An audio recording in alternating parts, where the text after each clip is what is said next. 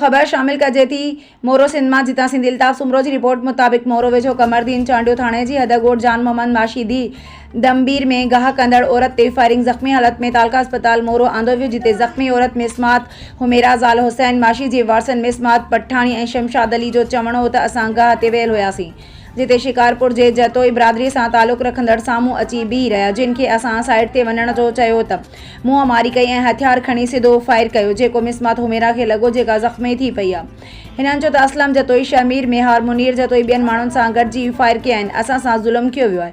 हिननि ख़िलाफ़ सख़्त क़ानूनी कार्रवाई करे असां सां इंसाफ़ फराहम कयो वञे, न त ॿी सूरत में सख़्त एहतजाज कयो वेंदो।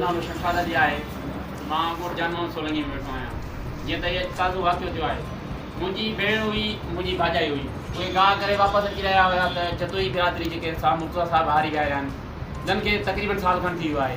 इन गाह में तक़रीबन 2 महीना खन थींदा त मुंहिंजी चाची गुज़ारे वई।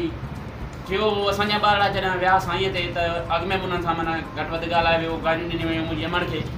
उन वाक़े वारी माना ॻाल्हि असां चाचे सरवर ताईं पहुचाई, चाचे अफ़ज़ल ताईं पहुचाई। हुननि चयो बाबा ठीकु आहे, को मसइलो कोन्हे, भला तव्हां ई माठ करे वेही रहो, भला जब ॾाढा ई था कनि या असां मुर्तज़ा साहब हारी विया आहिनि, तव्हांजी माना हर वारे बेइज़ती था कनि, तंहिं करे तव्हां माठी करे वेही रहो। बनी भला साहब मुर्तज़ा साहब जी तव्हां हारी माण्हू, तव्हां ग़रीब माण्हू, तव्हां छा कंदो। असां उन वारे चुप करे वेही रहियासीं।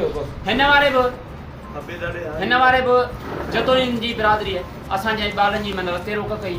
असांजे ॿारनि चयो बाबा रस्तो ॾियो असांखे, असां टपी वञूं। उन तां जतोई माना घटि वधि बि ॻाल्हायो, असांजे ॿारनि जे धक भयूं, उन तां असांजी मुंहं मारी थी। जतोई माना असांजे ॿारनि खे असांखे सिधा बसटाया, जंहिंजे नतीजे में मुंहिंजी भेण हुमेरा जेका सख़्तु ज़ख़्मी थी पई आहे, जेका हिन महिल उहा नवाब शाह अस्पताल मुंतक़िल कई वई आहे। जतोई जा पहिरीं ॻाल्हि त जेको असलम जतोई आहे उहो मुंडा आहे, जंहिंजो ऐं मुनीर